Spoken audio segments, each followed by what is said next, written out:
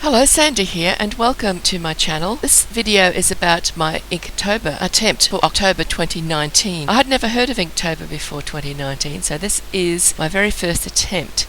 If you were to Google InkTober 2019 prompt list, you would come up with a whole lot of different prompt lists. The one I chose to use was by Jake Parker, who apparently is the person who originally came up with the idea for InkTober, and his list is called the official prompt list. And I've included it here just so you can see that these are the prompts that I used. Currently, I'm getting back into my painting and drawing after having a few years off where I've been mostly concentrating on photography and singing. I use my art mostly in my Redbubble shops, and some of these pictures from InkTober will eventually find their way there, but not all of them. I used the prompts just to get ideas, and I didn't always do the most obvious thing, but I had a lot of fun using different art materials. Some of them are brand new that I just bought, and others I've had in the cupboard for 20 years or more, and I finally dug them out and thought I'd better use these and just see what they're like rather than just throw them out and assume that they're no good. And it was wonderful, they worked. I was supposed to finish it at the end of October, but by the middle of October I was on stage in a musical. It's amateur theatre,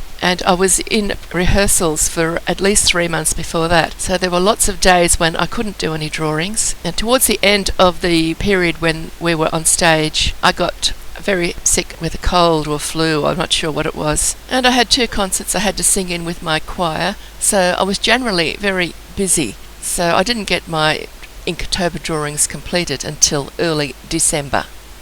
The first prompt is ring, and I had to think about it, and I finally decided bells ring, so I did a bell, a golden bell, and I used my acrylic inks, because after all it was InkTober. I'd never used them before, and I bought them when they were half price because they were out of date, and I don't remember when I bought them, but it would have been at least 20 years ago, so I was quite sure that they were going to be all dried up and I wouldn't be able to use them at all. But for the first few drawings, that is what I used. The next prompt was mindless, so I did a mindless scribble using my acrylic inks again. Bait was the third prompt. A carrot would be a useful bait for a donkey, so I tied an imaginary carrot to an imaginary piece of string and drew it. Now the previous 3 drawings plus almost all of the following drawings were all done without any references. I was sitting in my lounge chair with the pad balanced on my knee, and I was attempting to draw or paint. It wasn't easy. I'm hoping I can organise things a bit better shortly, but at this moment that's all I've got. That's why I didn't record me doing them, and so you're just seeing the finished results. I'm hoping to eventually get myself set up properly where I can record and show you me actually working on my drawings and paintings. The prompt for day 4 was freeze. This had me scratching my head. I thought it would just be too obvious to do ice, so I did this blue and white thing that sort of looks a bit like ice, and decided that's it, I've done that one, I'll move on to the next one tomorrow. Now back in 2014, I decided to go for a drive. The drive lasted 3 months, and on my drive I saw all sorts of strange things, and this is my memory of one of the things that I saw. I was driving through the Pilbara in Western Australia, and there were a lot of termite nests beside the road, and in various parts of my drive I saw where people had put clothes on termite nests. And in the Pilbara there's a lot of mining, iron ore, and somebody had dressed a termite's nest in high-vis clothing and put boots and a hard hat and a high-vis vest on it. I couldn't stop to take a photo because I was driving along, but I took a good look at it, and I'm going to try to do an even better drawing of it one day. But that's all I could come up with for this. The main video that I'm hoping to do for this channel, and I will do it, it's just going to take me a little while to get sorted because I need to do drawings and paintings as well as show photos of my drive around Australia. I got 10,500 photos. The drive took 3 months. I have detailed diaries, and I'm going to have to illustrate quite a bit of it because I wasn't always able to take photos. Anyway, moving on. Day 6's prompt is husky. I decided a husky's a dog. Problem is I had no idea what a husky looks like, and I didn't have a photo, so I just did my best. I tried to make it look a bit like a husky. Day 7's prompt was enchanted, and on my drive, some of the forests I went through were very enchanting, but the one I drew looks very much like when I was driving through the Northern Territory and seeing lots of termite mounds dressed in various outfits. It was all a bit scary when I first saw them. I thought there were people standing in the bush, but it wasn't. It was termite mounds with clothes on. I didn't put any termite mounds in this picture though. When I saw the prompt for Day 8, frail, I thought of an old man, very thin and frail and stooped over with a long beard. And then I drew a blue chair, a very frail blue chair, and in my mind I was hoping that the old man wouldn't sit on it because I didn't think it would hold his weight. But there it is. Swing is the prompt for Day 9, and I thought of the rope thrown across a tree branch out over a water hole where somebody could hang onto the rope and swing out and drop down into the water. Unfortunately, there's an interesting looking log down there, but is it a log or is it a croc? I wonder. Did he drop into the water or did he try to get back to the bank? The prompt for Day 10 is pattern, and I've been thinking for quite some time to do a pattern for my Redbubble shop with cupcakes and sweets, lollies, candy, whatever you want to call it. And that piece of cake up in the top right hand corner is a Lamington. It's an Australian delicacy. Day-old sponge cake cut into a cube, covered in runny chocolate icing and then rolled in desiccated coconut. Well, I liked the individual drawings in this pattern, so I rearranged them and I have loaded it up to my St. Hogan Artist Redbubble shop. Day 11's prompt was snow, and that was a bit scary because I've never seen snow except far off in the mountain tops, way off in the distance. So I thought about it for a while and then I decided I'd have a go at doing some sort of a snowman and moved on quickly to the next day. Day 12, the prompt was dragon. Now, I have done a drawing of a dragon in the past, and I coloured it red and green and yellow, and I covered it with glitter. I painted it glitter all over it. It was a watercolour drawing to start with, and then I glued a little round mirror to it, and it was just wonderful. So I decided I'd sit in my chair and try to do a red and green dragon, and I covered it with scales that I drew with one of my black pens, and that was it. Day 13 was ash, and I used my acrylic inks for this, and I just had a go at doing ash. And it turns out Australia has been burning pretty much ever since I did this. It's just terrible. Everything's getting burnt. Still have my house, thank goodness, for the moment. On day 14, the prompt was overgrown. This, I think, is more multimedia than most. There's all sorts of art supplies being used in this one. Watercolour pencils, Copic markers, pitch markers, whatever I felt like playing with. It's an overgrown old house with a spider's web in the door, and in a couple of the windows are all boarded up. The next day the prompt was legend, and who hasn't heard the legendary stories of the one that got away? I decided to illustrate it with a drawing. The legendary one that got away. You see the little bloke on the end of the fishing line? He's the one that's going to tell the story. Day 16, prompt is wild. This brought back memories of my drive around Australia in 2014 because, as I said, I took 10,500 photos. Most of them were wildflowers, and ever since I have been working at my computer cutting wildflowers out of my photos and putting them up onto my Redbubble shop, selling them as stickers mainly. That shop is STHOGAN. So I just decided I would make up a few wildflowers and did a quick sketch to be my attempt for Inktober Wild.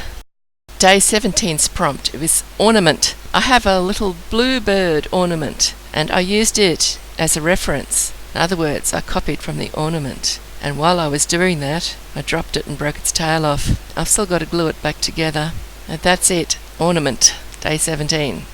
Day 18's prompt is misfit. Now this picture has quite a lot of different thoughts in my head when I was drawing it. The character, the man, he was based on the sorts of things I used to draw with my father when I was about 3 or 4 years old. My father would draw a man sitting on a horse smoking a cigarette with a big hat on as a cartoons, outline only, and then I would copy him. But mine always looked a bit different and I was pretty upset about that. But looking back on them, they were pretty good. I think he started me off when I was about 18 months old, so I had pretty good pencil grip gripping skills all the way back then. And the other thought that was in my head was people coming in from the bush who've only been out in the bush and riding horses and then come to the city, and they're a little bit lost with all the bright lights and the fashions and things. It's a completely different world for them. And my other thought was, well, that play that I mentioned earlier that I have been in, it was Ladies in Black, and it was set in a department store in the ladies' fashion area. So I had ladies' fashion on my mind as well when I was doing that drawing. The man in the foreground, the misfit, he is in grey and white, whereas the rest of the scene around him is in full colour. Day 19, the prompt was sling. So why not draw a bloke